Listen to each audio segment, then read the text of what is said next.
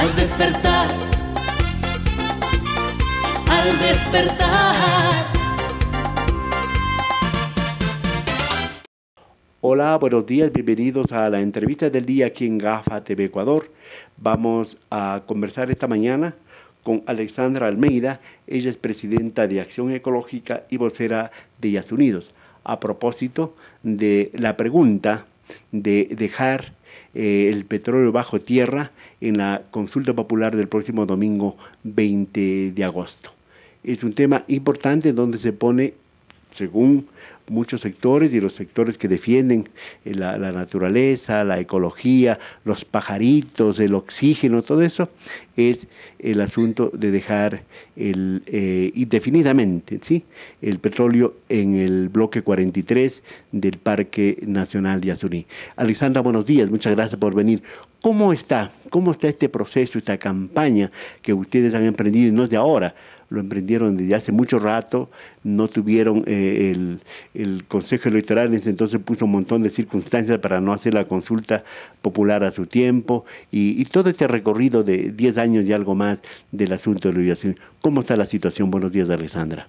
Buenos días. Sí, efectivamente esta lucha tiene ya mucho más de 10 años. 10 años es desde que se hizo el fraude, pero y para no reconocer las firmas que el colectivo Yasunidos conseguimos, 756,000 firmas, mucho más de lo que se requerían, pero mucho antes, o sea, esta idea surge realmente a raíz de toda la afectación que la explotación petrolera ha dejado en el norte de la Amazonía.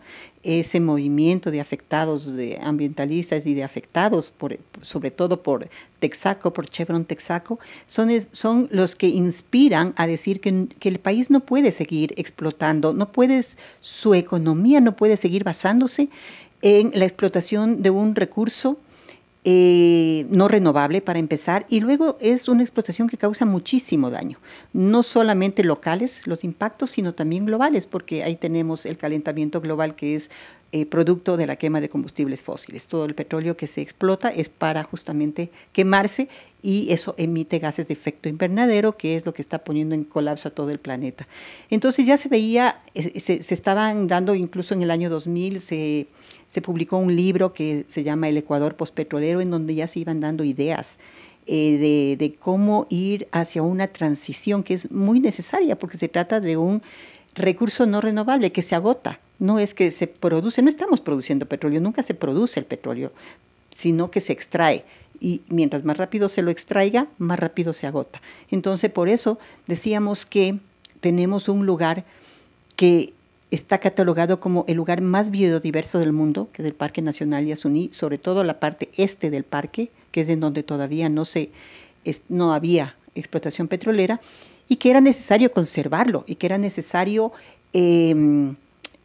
conservar, porque sobre todo era el hogar de pueblos en aislamiento voluntario, y tiene una gran biodiversidad.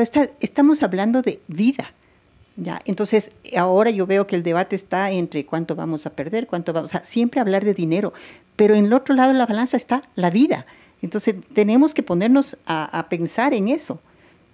Pero el presidente ha dicho, si es que la consulta popular del Yasuní gana el sí, vamos a perder este 2023 $1.300 millones más o menos. Y aparte de eso dicen, bueno, ¿cuánto costará el desmontar toda la infraestructura?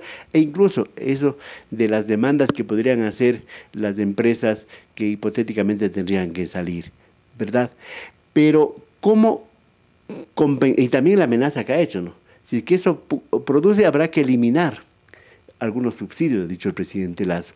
¿Cómo enfrentar esa versión de Petroecuador, del presidente, del ministro Santos y de muchos sectores que están en contra de dejar el petróleo ahí y seguir explotándolo? Es fácil enfrentar, porque en toda la historia de explotación petrolera, que ya hemos cumplido 56 años desde que brotó petróleo en el primer pozo en Lago Agrio, en toda esta historia siempre nos han ofrecido cosas que no se han llegado a cumplir. Siempre nos han dado datos que no se han hecho realidad. Desde el principio nos decían que íbamos a ser un país desarrollado porque encontraron petróleo en el oriente, de que ya íbamos a sembrar el petróleo, y estamos viendo, si nos ponemos a hacer comparaciones de datos como la inflación, como la deuda externa, como todo eso, subieron mucho más en el tiempo petrolero, subieron de lo que era antes. Con el tiempo petrolero, ¿ahora cuánto está? ¿Sabe cuánto era la deuda externa en 1972, cuando se empezó a exportar? De 260 millones de dólares. Esa era la deuda externa de Ecuador. ¿Cuánto está ahora? Habla por los 60.000 millones. O sea, mientras hemos sacado ese petróleo y hemos estado vendiéndolo y utilizándolo y todo, el Ecuador se ha endeudado muchísimo más. Entonces, siempre nos dan datos que no son reales. Siempre utilizan el argumento económico porque saben que eso llega a la gente, porque obviamente si es un país que está en crisis. Pero ¿cuál es la realidad, Alexandra?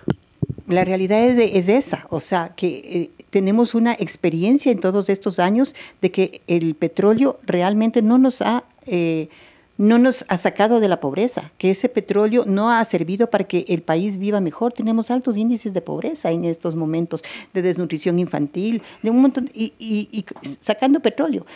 Cuando el presidente Rafael Correa, en el 15 de agosto del 2013, dijo que se ha caído la iniciativa Yasuní-ITT, que el mundo le ha fallado cuando realmente él no fue capaz de sostener esa iniciativa, no le dio la capacidad realmente. Él dijo que que en ese lugar, en el ITT, había alrededor de 840 millones de reservas y que íbamos a tener una producción de 225 barriles por día en el ITT.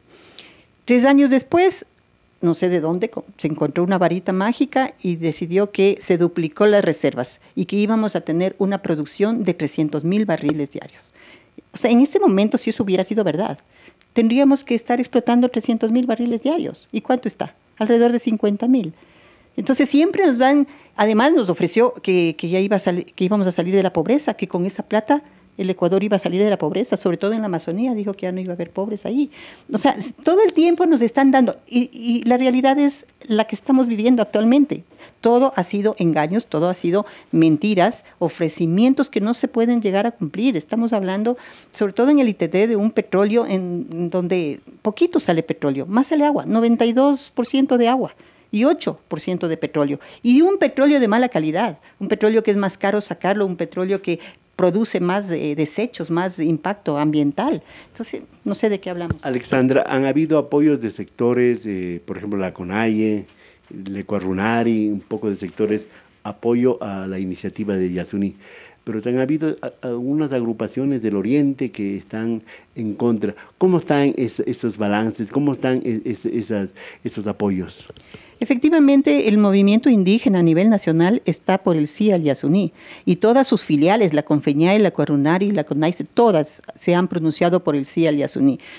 Esa es la posición del movimiento indígena. Obviamente, hay una comunidad guaorani y unas 4 o 5 comunidades quichuas que están alrededor del ITT, porque dentro del ITT no hay comunidades, están alrededor del ITT.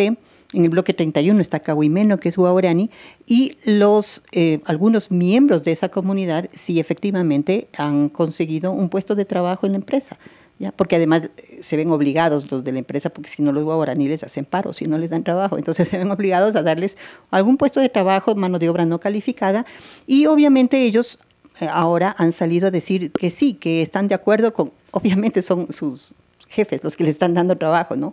Pero no podemos... O sea, yo digo, ¿por qué ahora se ponen a darle como tanta validez a la opinión de unas pocas comunidades cuando, por ejemplo, hace años Sarayaku se oponía a la actividad petrolera y el gobierno le decía, no vamos a permitir que 4 comunidades por ahí vayan a decidir sobre el beneficio supuesto a todo el país. Y ahora, en cambio, cuando estamos tratando de defender el patrimonio nacional de todo el país, ahora sí le dan oído a lo que dice 4 comunidades. O sea, también cómo se manipula. Todo ha sido una historia de manipulaciones en este sentido. Alexandra, el asunto del oriente, de la Amazonia, es el pulmón del mundo, ¿no es cierto? Y también es una fuente de agua del mundo, que afecta a todo el mundo, y más aún a los ecuatorianos.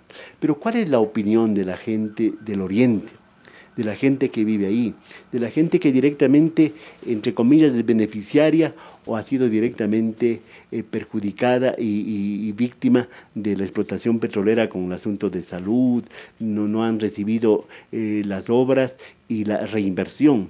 Porque ahí se extrae la riqueza, pero no han sido revertida esa riqueza al oriente. ¿Qué dice la gente de allá?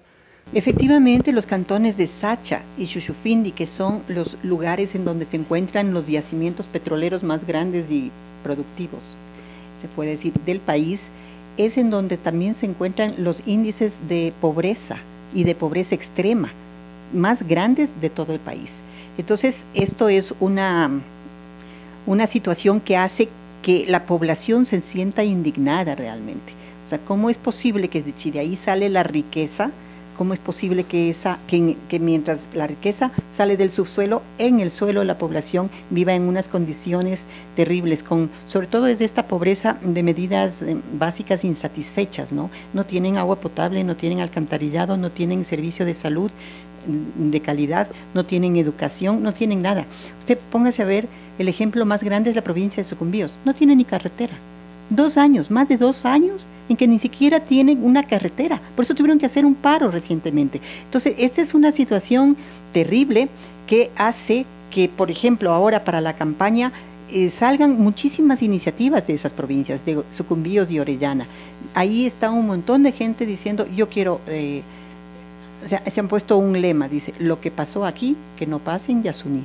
Eso es lo que están diciendo, o sea, quieren defender ese lugar porque saben lo que ocurre, lo que significa vivir al lado de un pozo petrolero, que le atraviese un oleoducto por su casa y que ese se rompa y le provoque un derrame. O sea, saben todo eso y por eso están esa población con el sí al Yasuní muy, muy activos en la campaña. Alexandra, esta consulta se da en el marco de unas elecciones generales, ¿verdad? Eligen presidente, vicepresidente y asambleístas, y también el Chocó andino. ¿Qué piensan ustedes? ¿Qué han oído hablar a los 8 candidatos a la presidencia de la República y sus binomios respecto a esto de Yasuní y a algunas figuras para que quieren llegar o volver a la Asamblea Nacional? ¿Cuál es la idea, la percepción que tienen ustedes de los caballeros que quieren o damas que quieren gobernar este país y hacer las leyes y fiscalizar la instancia política del Ecuador?